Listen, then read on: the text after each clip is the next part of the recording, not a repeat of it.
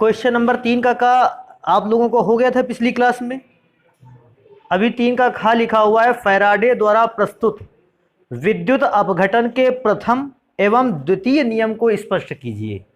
तो फैराडे ने विद्युत अपघटन के 2 नियम बताए हुए थे।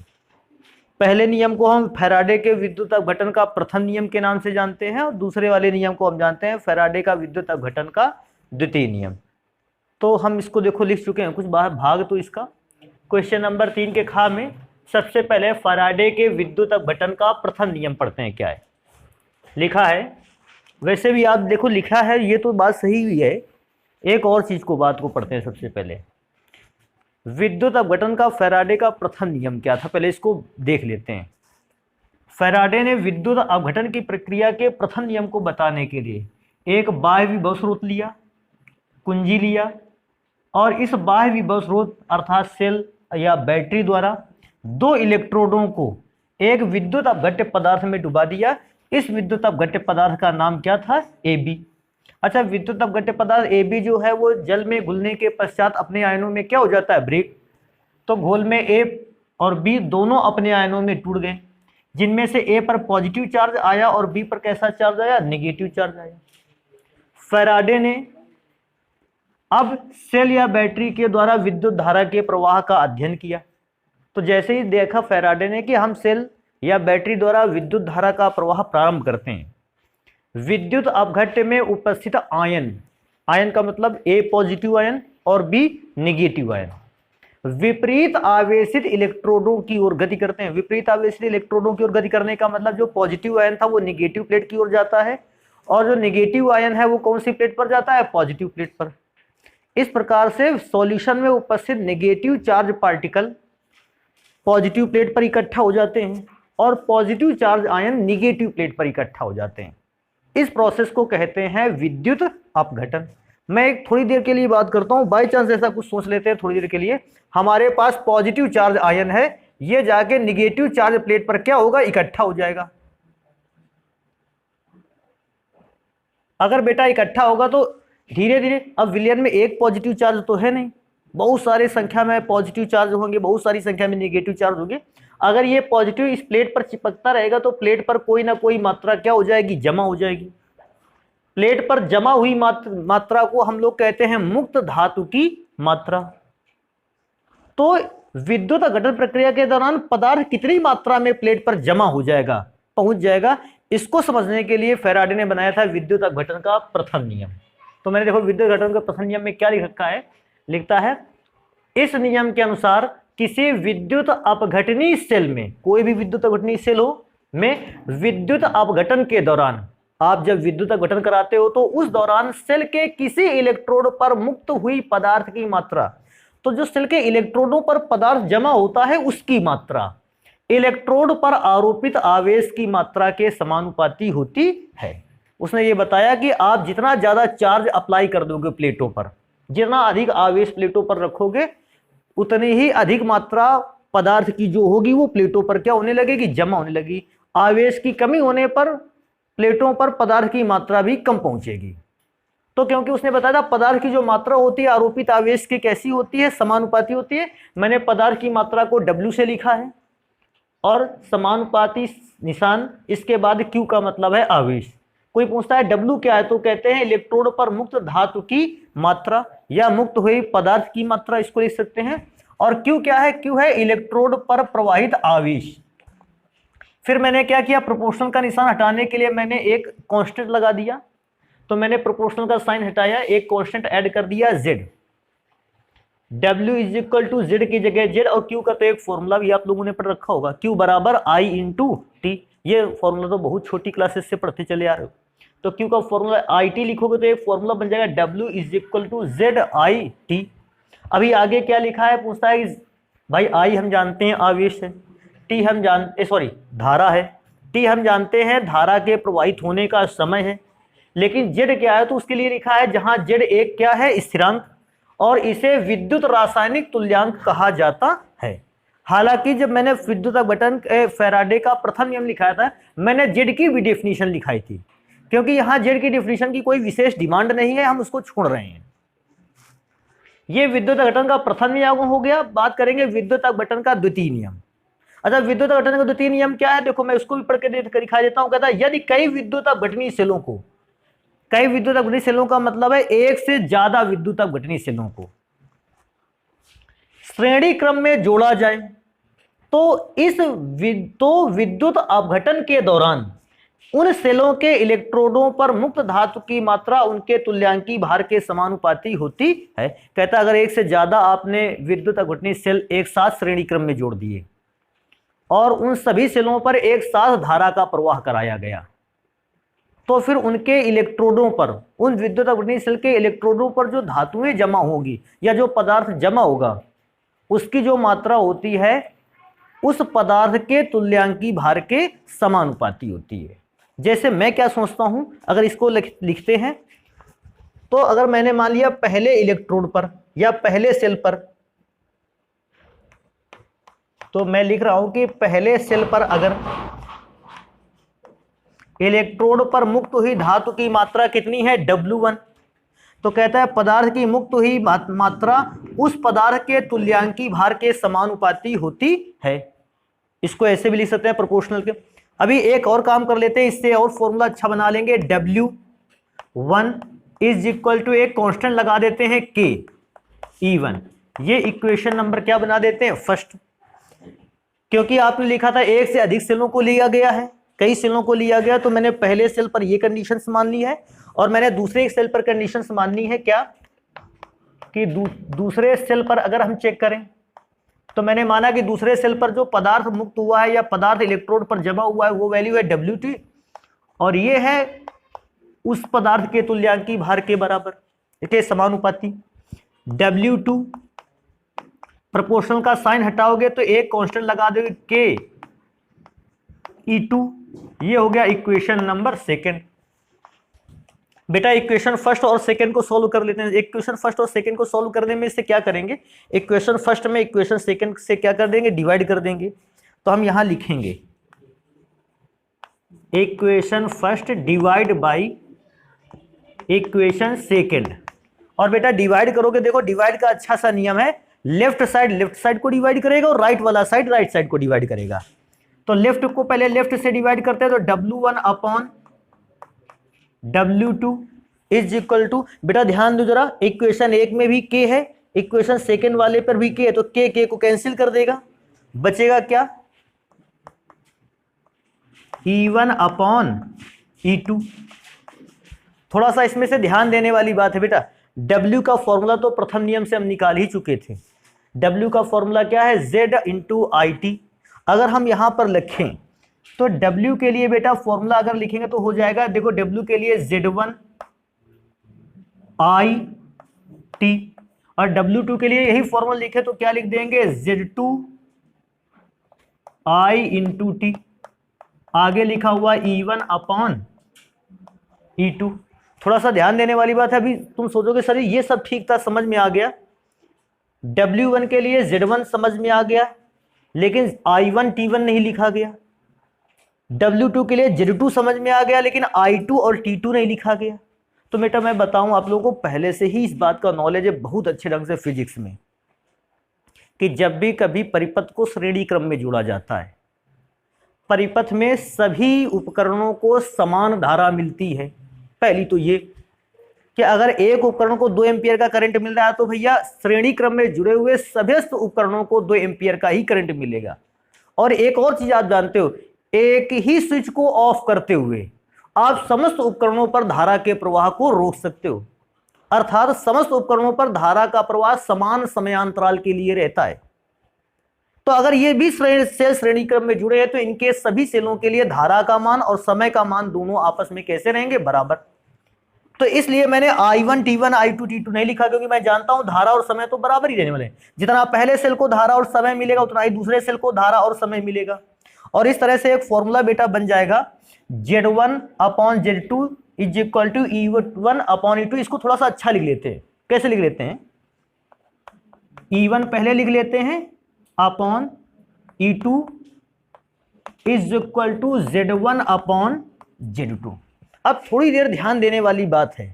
देखो क्या ध्यान देने वाली बात है, हो सकता है ऐसा समझ में कम आए, लेकिन अगर हम लोग सोचेंगे समझेंगे आ जाएगा समझ में। क्या है, W1 प्रोपोर्शनल टू E1 था, हमने इसको सॉल्व करते हुए W1 प्रोपोर्शनल टू E1 को सॉल्व करते हुए सूत्र बना लिया W1 बटे W2 E1 बटे E2।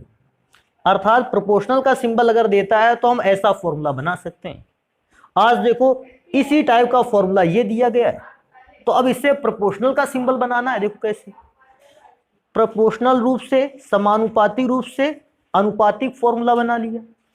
अब अनुपातिक रूप से समानुपातिक फॉर्मूला बनाना है, तो देखो W1 प्रोपोर्शनल टू E1 था तो W1 बराबर E1 था। आज E1 बराबर क्या है, Z1, तो सूत्र कैसे बनेगा, E1 प्रोपोर्शनल टू Z1। क्योंकि मैं क्या सोचता हूं, यही रूल तो दूसरे सेल के लिए भी लागू हो सकता है, E2 के लिए भी, तो हम ये E1 और E2 का भेदभाव छोड़े देते हैं। हम इसको लिख सकते हैं E प्रोपोर्शनल टू Z। और इसको थोड़ा सा और सॉल्व करोगे तो भैया एक काम करते हैं, प्रोपोर्शनल का सिंबल हटाएंगे, एक कांस्टेंट लगा देंगे और फॉर्मूला बन जाएगा E is equal to F into Z। कोई पूछेगा F क्या है तो हम इसके विषय में भी बेटा बताएंगे। F को कौन सा नियतांक कहते हैं, फैराडे नियतांक। कोई ऐसा पूछ सकता है कि सर जी फैराडे नियतांक का वैल्यू कितना होता है, तो ये ध्यान रखना 96,500 कूलाम होता है फैराडे नियतांक, इतना लगभग वैल्यू आता है। अब क्योंकि उसने ये बात नहीं पूछी कि फैराडे नियतांक का वैल्यू कैसे निकाला जाए, तो इस बात को हम यहीं पर तक रखेंगे, बस इतना ही रूल रहेगा। तो ये क्वेश्चन हो गया बेटा। नेक्स्ट नंबर पे चलेंगे और अगला क्वेश्चन लिखा है निम्नलिखित पर संक्षिप्त टिप्पणी लिखिए। तो 3 का जो ग नंबर है इसके बेटा 2 पार्ट हैं। फर्स्ट पार्ट पे आपको किस पर टिप्पणी लिखना है, टिंडल प्रभाव पर। अच्छा एक काम कर लेते हैं, क्योंकि टिंडल प्रभाव हम लोगों ने पढ़ रखा है, हम इसको कुछ बता देते हैं, लिखाएंगे नहीं इसको। देखो टिंडल प्रभाव में से क्या होता है, टिंडल प्रभाव में ये सभी जानते हो। देखो समस्त कोलाइडी विलयन में परिक्षिप्त प्रावस्था के कण अर्थात कोलाइडी कण एक समान आवेश होने के कारण, क्योंकि समस्त किसी भी कोलाइडी विलयन के जितने भी कोलाइडी कण होते हैं उस पर एक समान आवेश होता है, और एक समान आवेश होने के कारण सारे के सारे कोलाइडी कण एक दूसरे को क्या करते हैं, प्रतिकर्षित और दूर रहना चाहते हैं। अर्थात अगर हमारे पास एक कोई कोलाइडी विलयन का सॉल्यूशन हो तो उसमें से हम क्या देखते हैं, जितने भी कोलाइडी कण ये सब एक दूसरे से उचित दूरी बनाकर रखना चाहते हैं, और इस उचित दूरी को बनाए रखते हैं, लगातार ब्राउनियन मोशन करते हैं, ब्राउनी गति करते हैं। लेकिन जब कभी भी इन्हीं कोलाइडी विलयन पर हम लोग प्रकाश को आरोपित करते हैं, तो कोलाइडी विलयन, देखो भैया प्रकाश को आरोपित कर लिया जाए, समझ रहे हो ये क्या है, टार्च है, बैटरी है ये, तो हमने इससे क्या किया, इससे प्रकाश को आरोपित किया। तो प्रकाश का आरोपण कैसे हुआ, प्रकाश जाता है और सॉल्यूशन पर जाने के पश्चात सॉल्यूशन के कणों से क्या होता है, टकराता है। सॉल्यूशन के कण से जैसे ही प्रकाश टकराता है 2 घटनाएं होती हैं, एक तो प्रकाश का प्रकीर्णन और दूसरा प्रकाश का परावर्तन।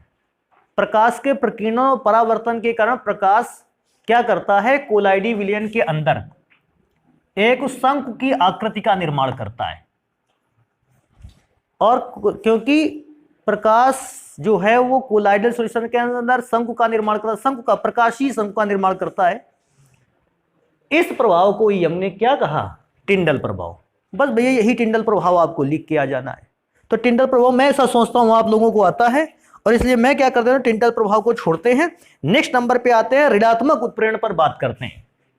सेकंड इसका आर्टिकल रहना चाहिए ऋणात्मक उत्प्रेरण। अब ऋणात्मक उत्प्रेरण क्या है, बिल्कुल आसान सा कहता है ऋणात्मक उत्प्रेरण क्या है, मैं बताता हूं। जब कोई रासायनिक अभिक्रिया संपन्न हो रही हो और उस रासायनिक अभिक्रिया में एक ऐसा उत्प्रेरक पदार्थ डाल दिया जाए जो उस रासायनिक अभिक्रिया के वेग को, उस रासायनिक अभिक्रिया की स्पीड को या उस रासायनिक अभिक्रिया की दर को कैसा कर दे, धीमा कर दे। तो इस प्रकार के उत्प्रेरक को कहते हैं ऋणात्मक उत्प्रेरक, और अभिक्रिया की स्पीड का कम हो जाना कहलाता है ऋणात्मक उत्प्रेरण। इस बात को विशेष ध्यान रखना, जब कोई रासायनिक अभिक्रिया अपनी एक विशेष गति से संपन्न हो रही होती है और किसी बाह्य पदार्थ की उपस्थिति में उस अभिक्रिया का वेग कैसा पड़ जाता है, धीमा, तो इस बाह्य पदार्थ को कहते हैं उत्प्रेरक। और इस बाह्य पदार्थ के पड़ जाने से अभिक्रिया के वेग में जो कमी आ गई है, इस घटना को कहते हैं ऋणात्मक उत्प्रेरण। अब पूछता है ऋणात्मक उत्प्रेरण का कोई एग्जाम्पल हो सकता है, तो बेटा मैं एग्जाम्पल यहां लिखता हूं। ऋणात्मक उत्प्रेरण में एग्जाम्पल आप ऐसे सोच सकते हैं, बेटा एक रासायनिक अभिक्रिया है हमारे यहां क्लोरोफॉर्म का, इसको जानते हो ना। क्लोरोफॉर्म जब वायु के कांटेक्ट में आ जाता है, तो क्लोरोफॉर्म वायु के कांटेक्ट में आकर ऐसी सिचुएशन में फॉस्जीन गैस बनाता है, और फॉस्जीन एक प्रकार की कैसी गैस होती है, विषैली। तो मैं यहां लिखे भी देता हूं, फॉस्जीन कैसी गैस है, विषैली गैस है। तो कोई भी ये व्यक्ति नहीं चाहेगा कि उसका क्लोरोफॉर्म गैस जो है वो विषैली गैस में चेंज हो जाए। तो हम क्या करते हैं कि इस विषैली गैस में, फॉस्जीन विषैली गैस में चेंज ना हो, इसके लिए हम अभिक्रिया में कुछ मात्रा में एथेनॉल को डाल देते हैं, और एथेनॉल के डाले जाने पर जो क्लोरोफॉर्म गैस है इसकी फॉस्जीन में बदलने की स्पीड कैसी हो जाती है, धीमी हो जाती है। और इस घटना को ही हम कहते हैं ऋणात्मक उत्प्रेरण। हाँ, अभिक्रिया में से 2HCl, ये ज्यादा बेटर रहेगा।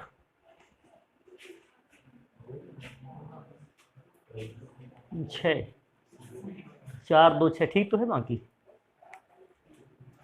ठीक है। अभी आगे चलते हैं। नेक्स्ट नंबर कहता है अक्रिय गैसों की 2 प्रमुख विशेषताएं बताइए। तो भैया अब चलते हैं 3 का घ नंबर, और 3 का जो घ नंबर है बेटा, कहता है अक्रिय गैसों की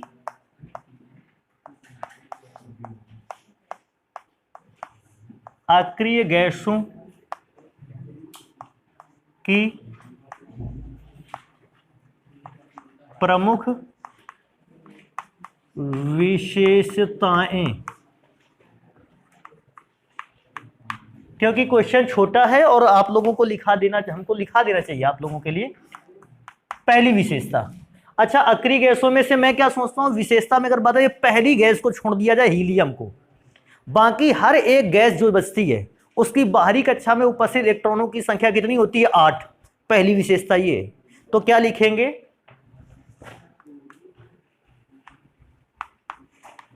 हीलियम को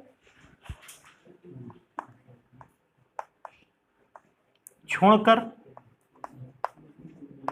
अन्य सभी अक्रिय गैसों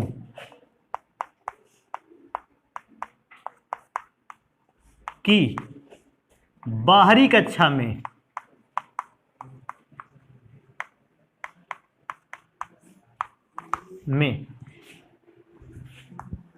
इलेक्ट्रॉनों की संख्या कितनी होती है, 8। अच्छा, बच्चे के दिमाग में एक क्वेश्चन यहां आ सकता है, तो हीलियम की बाहरी कक्षा में कितने इलेक्ट्रॉन होते हैं? तो इस बात को ध्यान रखोगे, हीलियम की बाहरी कक्षा में कितने इलेक्ट्रॉन होते हैं, 2। इसको विशेष ध्यान रखना है। बाकी सभी तत्वों की, बाकी सभी अक्रिय गैसों की बाहरी कक्षा में 8 इलेक्ट्रॉन होते हैं। यह पहली विशेषता हो गई। अब अगर दूसरी विशेषता की बात करें तो एक ऐसा भी बोल सकते हैं कि अक्रिय गैसों की बाह्यतम कक्षा पूर्ण रूप से भरी होती है। पूर्ण रूप से भरी होने का मतलब समझते हो, अब कोई भी अतिरिक्त इलेक्ट्रॉन उस क्लास में इंटर नहीं कर सकता है। अगर अतिरिक्त इलेक्ट्रॉन आता है तो उसको नई क्लास मिलेगी इंटर करने के लिए। तो एक और बात लिख सकते हैं, इनकी का मतलब समझते हो ना, अक्रिय गैसों की, इनकी बाह्य कक्षा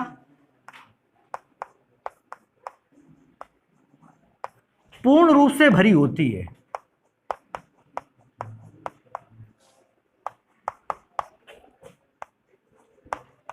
इनकी बाह्य कक्षा पूर्ण रूप से भरी होती है। बेटा मैं और एक दो पढ़ के सुना देता हूं। अक्रिय तत्वों की इलेक्ट्रॉन बंधुता शून्य होती है, अर्थात कोई भी इलेक्ट्रॉन अंदर प्रवेश नहीं कर सकता है। अक्रिय गैसों के आयनन विभव बहुत उच्च होते हैं, क्योंकि क्या होता है कि हर एक इलेक्ट्रॉन का पेयर बना है, जोड़ा बना हुआ है, तो यहां से इलेक्ट्रॉन को निकालने के लिए एनर्जी भी कैसी चाहिए, बहुत अधिक चाहिए। और क्योंकि इससे इलेक्ट्रॉन को निकालने के लिए एनर्जी बहुत अधिक चाहिए, हम ऐसा बोल सकते हैं कि ऐसे तत्वों के जो आयनन विभव हैं वो बहुत उच्च हैं। क्योंकि हमसे केवल दो विशेषताएं डिमांड में थी मेरे से, इसलिए भैया हमने दो ही विशेषताओं को केवल लिख रखा है यहां। अभी आगे चलेंगे नेक्स्ट क्वेश्चन की ओर। कहता है हीलियम गैस का प्रमुख स्रोत क्या है, और मात्र 1 नंबर है। तो भैया हम एक काम कर लेते हैं, यहां लिखे देते हैं 3 का, क्वेश्चन नंबर 3 का ये क्या है, ग नंबर है ना। अच्छा 3 का घा का ये फर्स्ट पार्ट था, अब 3 के घा का ये सेकंड पार्ट है। भैया हमको सेकंड पार्ट से भी कोई दिक्कत नहीं है। क्या बोल रहा है, हीलियम गैसों का प्रमुख स्रोत क्या है, हीलियम गैस जो है वो कहां से प्राप्त होती है। तो भैया हम यहां से लिखे देते हैं,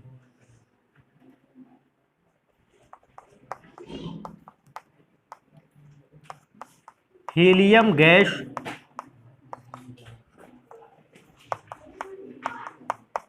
के स्रोत।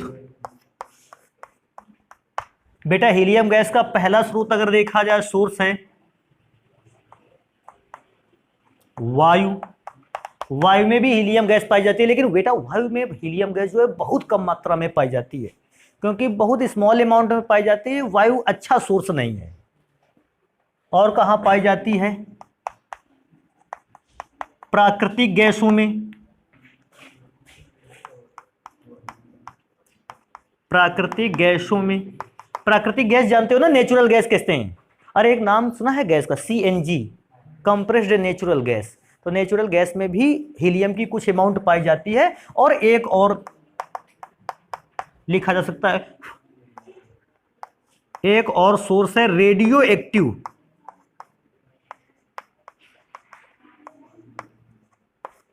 रेडियो एक्टिव विघटन,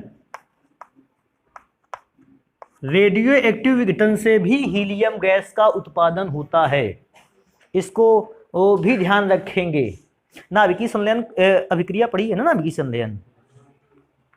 तो रेडियो एक्टिव विघटन से भी क्या होता है कि हीलियम गैस प्राप्त होती है। तो मेरे ख्याल से इतने उचित हैं लिख देने, बहुत सारे सोर्स भी याद रखने कठिन रहते हैं।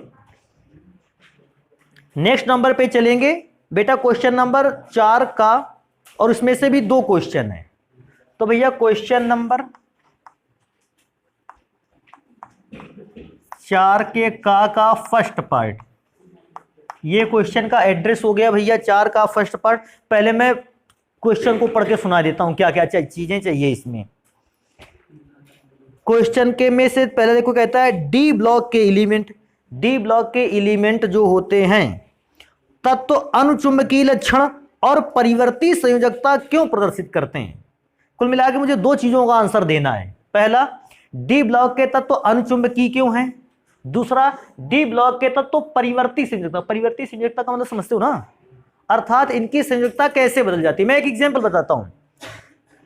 आयरन या लोहे की संयोजकताएं 2 होती हैं, पहला +2, दूसरा +3। अर्थात बोलता है आखिर ऐसा इसकी संयोजकता क्यों बदल जाती है, ऐसी क्या प्रॉब्लम रही। और दूसरा उसी में से बोला है, कहता है अनुचुंबकीय लक्षण बताओ। तो मैं संक्रमण तत्वों के पहले एक एक करके लक्षण लिखना स्टार्ट करता हूं। सबसे पहले हमको कौन सा लक्षण लिखना है, अनुचुंबकीय लक्षण।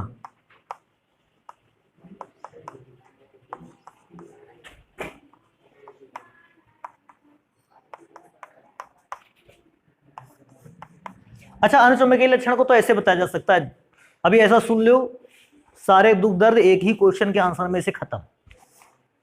बेटा जिस भी एलिमेंट का इलेक्ट्रॉनिक विन्यास किया जाए, अगर उस एलिमेंट का इलेक्ट्रॉनिक विन्यास करने पर आपको ऐसा समझ में आता है, कैसा समझ में आता है कि तत्व में अयुग्मित इलेक्ट्रॉन उपस्थित हैं, ऐसे इलेक्ट्रॉन भी उपस्थित हैं जिनके जोड़े नहीं बने हुए हैं। अगर यह सिचुएशन आ जाती है, पदार्थ, तत्व, आयन या वो परमाणु जो है वो कैसा होता है, अनुचुंबकीय। लेकिन अगर आप किसी भी तत्व का इलेक्ट्रॉनिक विन्यास करें और इलेक्ट्रॉनिक विन्यास करने पर आप इस बात को चेक करें कि इसमें से इलेक्ट्रॉनों की व्यवस्था क्या है, और आपको ऐसा मिले कि जितने भी इलेक्ट्रॉन है समस्त इलेक्ट्रॉन जोड़े के रूप में है, अयुग्मित कोई नहीं है, अकेला कोई नहीं है। अगर आपको ऐसी सिचुएशन मिलने लगे, इसका मतलब है कि जो भी आपको तत्व दिया है वो प्रतिचुंबकीय है। अनुचुंबकीय लक्षण किसका बताना है? संक्रमण तत्वों का। तो हम क्या बताते हैं? संक्रमण तत्वों का इलेक्ट्रॉनिक विन्यास जब हमने किया, हमको हर एक संक्रमण तत्व में अयुग्मित इलेक्ट्रॉन मिलने स्टार्ट हो गए। अयुग्मित का मतलब जानते हो, जिनका जोड़ा नहीं बना, अयुग्मित इलेक्ट्रॉन मिलने स्टार्ट हो गए। और इन अयुग्मित इलेक्ट्रॉनों के मिलने के कारण ऐसे तत्व कैसे होते हैं? अनुचुंबकीय। ऐसे तत्व का मतलब संक्रमण तत्व अनुचुंबकीय होते हैं। इसको विशेष ध्यान रखना। मैं क्या परिभाषा लिखता हूं, पहले उस पर भी कंसंट्रेट करते हैं। क्या लिखा हुआ है, क्या कहते हैं?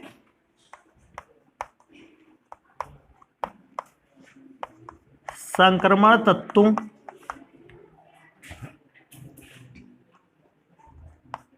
का इलेक्ट्रॉनिक विन्यास,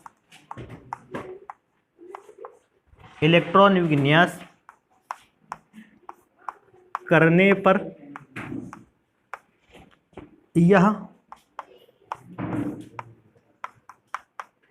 पाया जाता है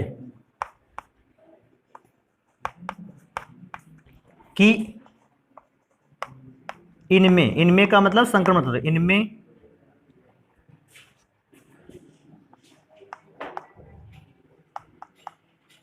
अयुग्मित इलेक्ट्रॉन उपस्थित हैं। इलेक्ट्रॉन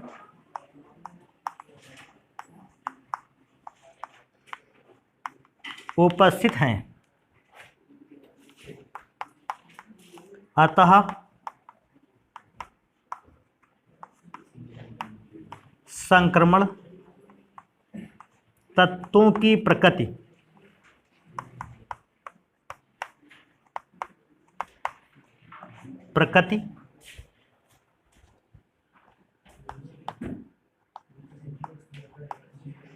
अनुचुंबकीय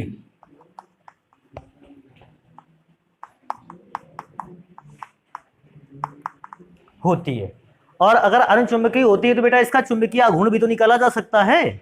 तो इसको भी ध्यान रखना, यदि इसका किसी को चुंबकीय आघूर्ण निकालना हो तो mu is equal to root of N and N plus 2 होता है। अगर कोई व्यक्ति ऐसा चाहता है कि सर जी हम तो चुंबकीय आघूर्ण निकाल लेते हैं अगर अनुचुंबकीय है, तो अगर अनुचुंबकीय का चुंबकीय आघूर्ण निकालना तो उसका फॉर्मूला होता है म्यू इज इक्वल चुंबकीय आघूर्ण बराबर under root N N plus 2। पूछता है एन क्या है?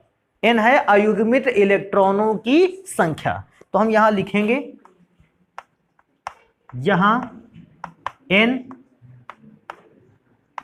अयुग्मित इलेक्ट्रॉनों की क्या है? संख्या। तो इस बात को भी ध्यान रखना है कि एन जो है वो अयुग्मित इलेक्ट्रॉनों की संख्या है। और कोई व्यक्ति अगर इसका एग्जाम्पल की भी डिमांड करता है कि कम से कम एक हमको पता चल जाता कि कैसे अनुचुंबकीय, तो भैया किसी एक एलिमेंट का क्या कर लेते हैं? इलेक्ट्रॉनिक विन्यास कर लेते हैं। और क्योंकि लोहे की बात हो रही थी, मुझे लगता है मैं उसी का कर लेता हूं।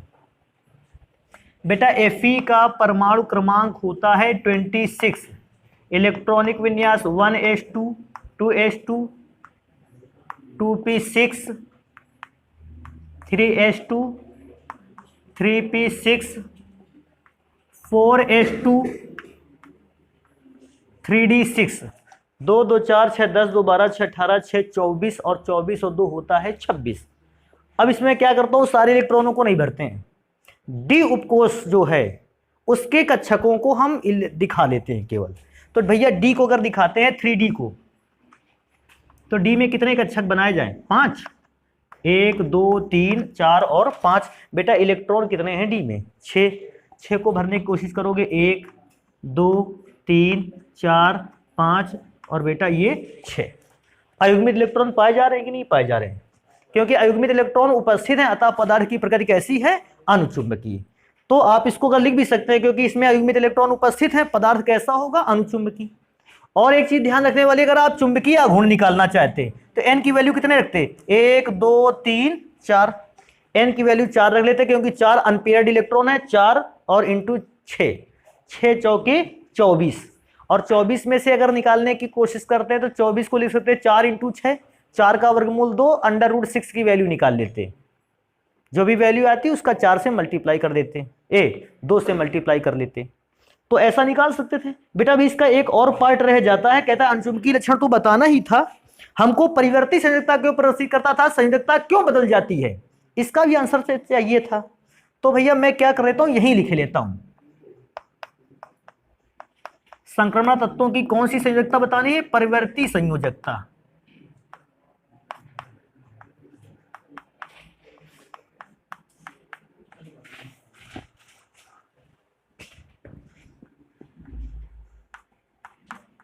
क्योंकि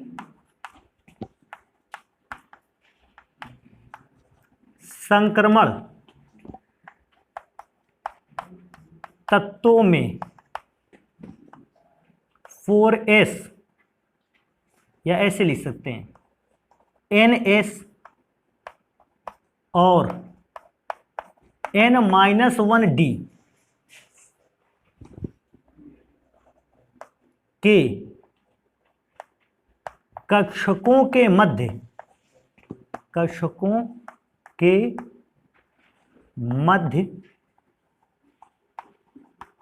ऊर्जा का अंतर बहुत कम होता है।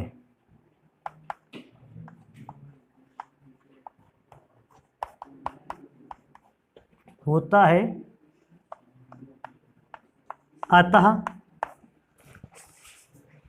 ये तत्व का मतलब संक्रमण तत्व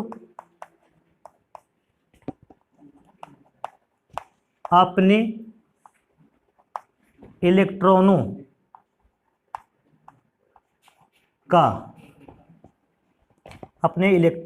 की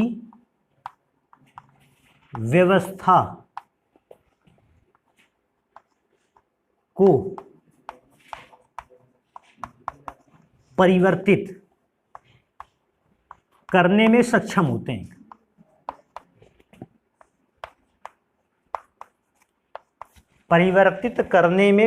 होता क्या है कि अगर आप कभी भी ध्यान दोगे संक्रमण तत्वों में, तो संक्रमण तत्वों में N-1D और NS, इसका मतलब है यहां पर आते हैं, NS की जगह पर इसमें 4s है और N-1D की जगह पर है 3D। इन दोनों कक्षकों के बीच अगर ऊर्जा का अंतर देखा जाए बहुत कम होता है, और ऊर्जा के अंतर क्योंकि बहुत कम होता है, अर्थात इलेक्ट्रॉनों का ट्रांसफर 3D से 4s में और 4s से कहां हो सकता है, 3D में। अगर इलेक्ट्रॉनों का ट्रांसफर इन दोनों कक्षकों के मध्य हो सकता है, तो एक प्रॉब्लम या एक अच्छाई यहां से बनने वाली है कि तत्व जो है वो एक से अधिक ऑक्सीकरण अवस्थाओं पर क्या कह सकता है, रह सकता है। तो इसको इसलिए हमने लिखा कि क्या ऊर्जा बहुत कम होता है, अतः इलेक्ट्रॉन अपनी व्यवस्था को क्या कर सकते हैं, परिवर्तित करने में सक्षम है। और यही कारण है कि संक्रमण तत्वों की संयोजकता कैसी होती है, परिवर्ती होती है, सक्षम है। अतः संक्रमण तत्व परिवर्ती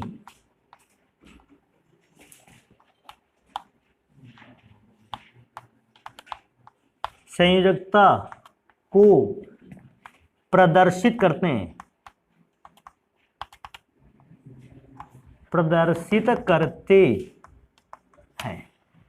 तो बेटा ये इसका सेकेंड वाले का भी आंसर हो गया। एक काम करेंगे, इसको नोट करेंगे, फिर पढ़ेंगे अगले क्वेश्चंस को। अगला क्वेश्चन है बेटा 4 का सेकेंड पॉइंट, 4 का सेकेंड नंबर। फर्स्ट नंबर पे तो बेटा ये लिखा था, सेकेंड नंबर पे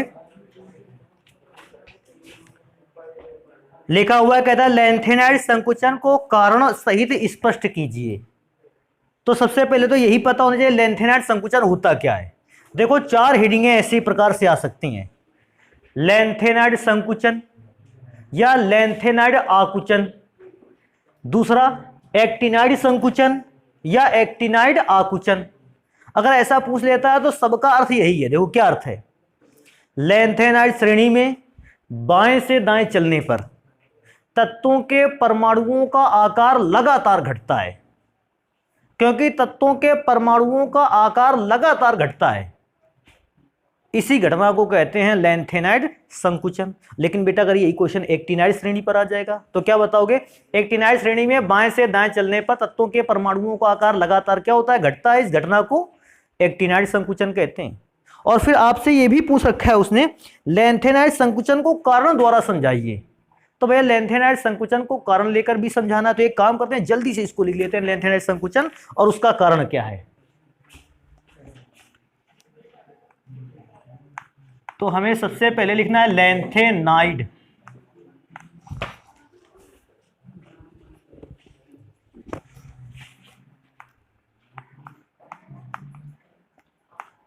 संकुचन।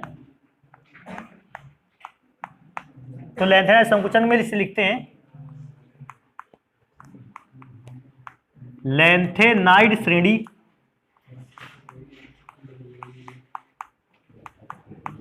श्रेणी में बाएं से दाएं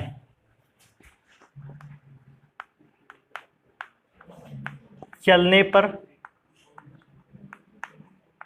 तत्वों के परमाणुओं के आकार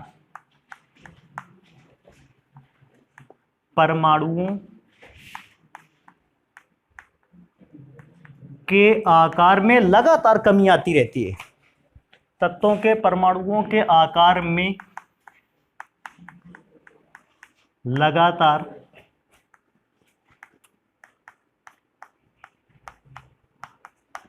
कमी आती रहती है। यह घटना लैंथेनाइड संकुचन कहलाती है। यह घटना लैंथेनाइड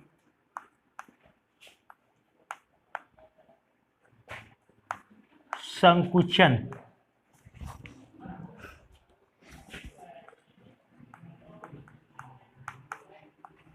कहलाती है। और कभी कभी बेटा मैंने बताया ना कि उसका पूछा है कारण भी क्या है, तो एक काम कर लेते हैं, इसका कारण भी लिख लेते हैं।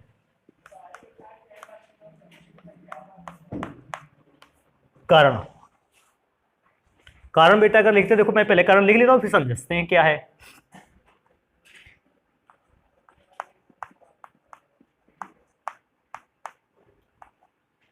लैंथेनाइड श्रेणी में बाएं से दाएं चलने पर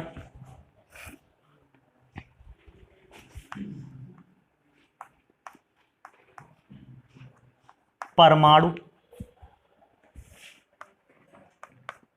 की कक्षाएं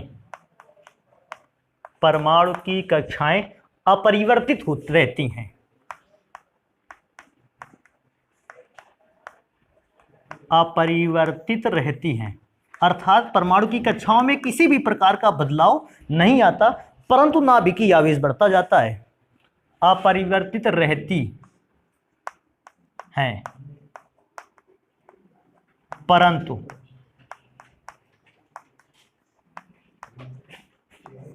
नाभिकीय आवेश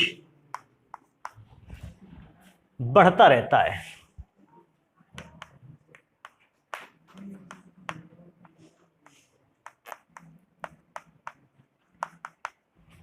तो बेटा अगर देखो ऐसा है, ये किसी परमाणु का नाभिक है, उसके चारों ओर ये बनी है परमाणुविक कक्षाएं। अब क्या होता है, बाएं से दाएं चलने पर क्या होता है, परमाणुओं की कक्षाएं तो नहीं बदलती। अगर परमाणुओं में जितनी कक्षाएं हैं उतनी ही बनी रहती हैं। होता क्या है, नाभिक का चार्ज बढ़ता जाता है। बेटा सोचो अगर नाभिक का चार्ज बढ़ेगा तो नाभिक के द्वारा लगाया गया आकर्षण बल तो भी बढ़ेगा। अगर नाभिक का चार्ज बढ़ेगा तो वो कक्षाओं को अपनी ओर क्या करेगा, आकर्षित। अगर कक्षाओं को आकर्षित करेगा तो कक्षाएं अंदर की ओर आएंगी, नाभिक की ओर आएंगी।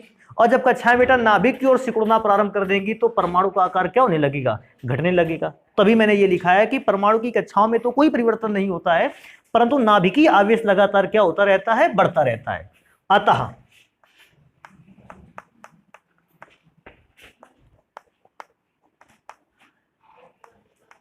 परमाणुओं का जो आकार होता है वो क्या करने लगता है, घटने लगता है, घटने लगता है। तो इस बात को विशेष ध्यान रखना है, परमाणु का आकार लगातार क्या होने लगता है, घटने लगता है। नेक्स्ट नंबर पे आ जाते हैं। कहता है बेंजीन सल्फोनिक अम्ल से एनिलीन को बनाने का रासायनिक समीकरण देते हुए एनिलीन की कार्बिल एमीन अभिक्रिया तथा डाई एजोटीकरण अभिक्रियाओं के रासायनिक समीकरण लिखो। एक एक स्टेप वाइज हम इसको सॉल्व करते हैं। क्वेश्चन नंबर है 4 खा।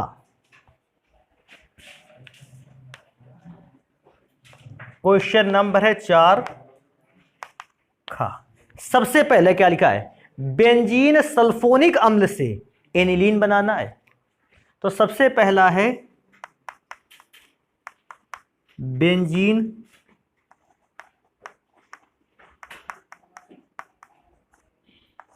सल्फोनिक अम्ल से बेटा क्या बनाकर तैयार करना है, तो बात आती है कि एनिलीन सर बनाना है। बेटा बेंजीन सल्फोनिक अम्ल से एनिलीन देखो कैसे बनता है।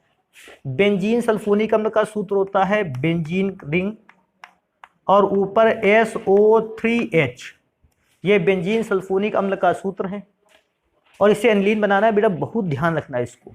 कैसे ध्यान रखना, सबसे पहले इसकी अभिक्रिया होगी क्षार से। तो बेटा क्षार से अभिक्रिया होगी तो क्षार का सूत्र क्या है, NaOH। अब कोई बच्चा ये यहाँ पे ये वाली बात भी सोच सकता है कि सर जी हमको तो KOH से अभिक्रिया करानी थी। अरे भैया KOH से अभिक्रिया करवा ले, कोई प्रॉब्लम नहीं। वैसे क्या कहते हो, बेंजीन सल्फोनिक अम्ल है और ये क्षार है। अम्ल और क्षार आपस में अभिक्रिया करके दो चीजें बनाते हैं, जल और लवण। तो अभिक्रिया देखो, ये वाला H और ये वाला OH आपस में अभिक्रिया करेंगे और बनाकर तैयार करेंगे क्या, जल। अगर जल अभिक्रिया बनाकर तैयार करेंगे तो देखो देखो बचता क्या है, बेंजीन और ऊपर बचता है SO3 और साथ में बचता है Na। अब इसमें से एक काम करना है, इसकी अभिक्रिया हम लोगों को कराना है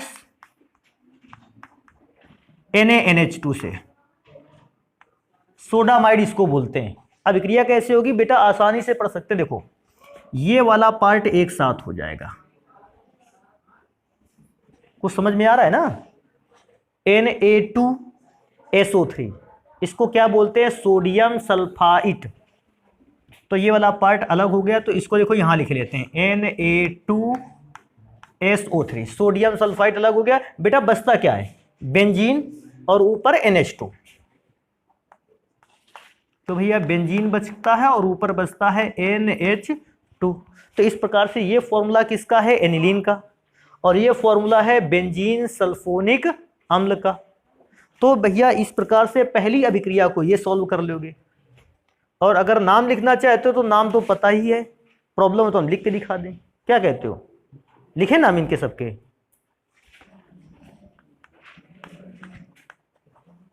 बेंजीन सल्फोनिक एसिड और बेटा इसका नाम है एनिलीन।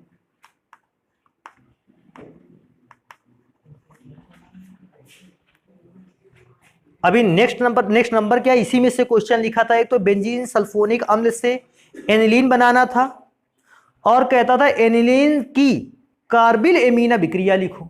तो भैया नेक्स्ट नंबर पे हमको एक रिएक्शन लिखनी है, कार्बिल एमीन अभिक्रिया। बच्चों को एक बात और ध्यान रखनी चाहिए, कार्बिल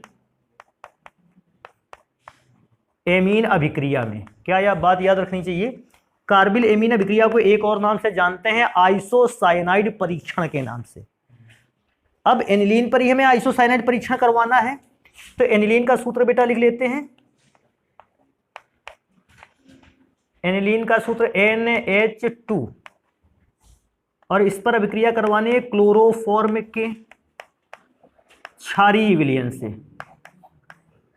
अब क्लोरोफॉर्म के अगर क्षारीय विलयन से अभिक्रिया कराओगे, देखो कैसे करते हैं। सबसे पहला काम है 3 के 3Cl को लेकर अलग हो जाएंगे, तो बनकर तैयार होने वाला है 3KCl। अभी ध्यान देते हैं एक और चीज को, इंपॉर्टेंट है, इसको ध्यान रखेंगे बेटा। 2H ये, तीसरा H ये और 3H ये, कितने H हो गए? 6। 6H क्या करेंगे कि 3 O को लेके अलग हो जाएंगे, तो बन जाएगा 3H2O। मैं क्या सोचता हूं, मेरे पास क्या बचता है? तो मेरे पास बचता है बेंजीन, और बेटा ऊपर बचता है क्या? N। और इस सब में से देखा जाए H भी खत्म हो गया था, K भी चला गया, O भी चला गया, बचता कौन है? C। C6H5NC या बेंजीन रिंग के ऊपर NC, इसको कहते हैं फेनिल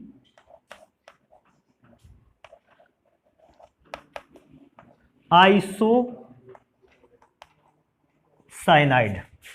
और बेटा ये एनिलीन है, ये क्लोरोफॉर्म है, ये क्षारीय विलयन है। अभी बेटा इसमें से एक और रासायनिक अभिक्रिया रही जाता है, ये क्या है, कहाँ लिखा हुआ है? हाँ, डाईएजोटीकरण अभिक्रिया के रासायनिक समीकरण को भी लिखना है, तो डाईएजोटीकरण अभिक्रिया के रासायनिक यही लिख सकता है।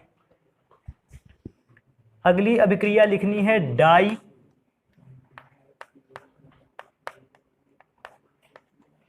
एजोटीकरण। एनिलीन को ऐसे भी तो लिख सकते हो, C6H5NH2। अब अभिक्रिया होनी है इस पर HNO2 की, HNO2 की।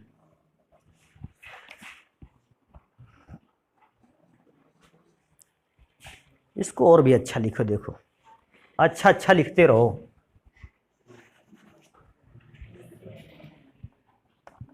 NaNO2 plus HCl। टेम्परेचर रखना है 0 डिग्री सेल्सियस से 5 डिग्री सेल्सियस, इससे ऊपर टेम्परेचर नहीं होना चाहिए। अभिक्रिया होगी तो सबसे पहले देखो इसको ऐसे देखते हैं, 2HCl। सबसे पहला Na किसको अभिक्रिया करेगा? एक Cl से, तो सबसे पहला कंपोनेंट बनकर तैयार हुआ NaCl। ध्यान रखना Na ने किससे अभिक्रिया कर ली? Cl से अभिक्रिया कर ली, लेकिन 2HCl होने के कारण अभी भी एक Cl वहां पर क्या है? बचा हुआ है। एक और चीज ध्यान देंगे, क्या? देखो कैसे अभिक्रिया होगी। इस अभिक्रिया में से एक पदार्थ और अलग होगा जिसका नाम है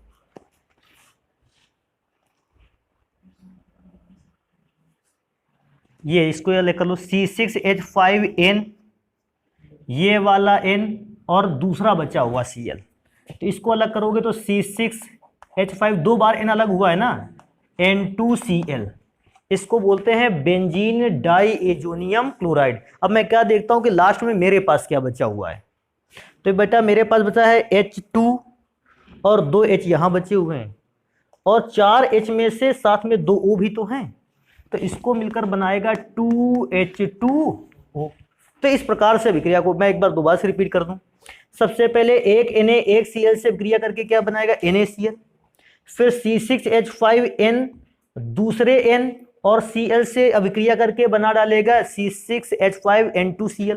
लास्ट में मैं क्या सोचता हूँ, 2H और 2H मिलकर 4H हैं, जो 2 O से अभिक्रिया करके क्या बना लेंगे? 2H2O।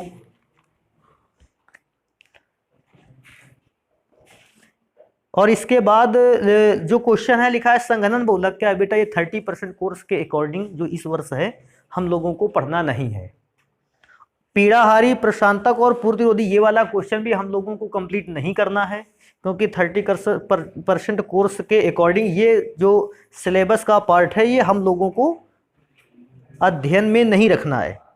इसके बाद लिखा है 5 का कहता है प्रथम कोटि की अभिक्रिया के 4 प्रमुख लक्षण लिखिए, और फिर इसके बाद आपको उसी में से एक न्यूमेरिकल दिया है।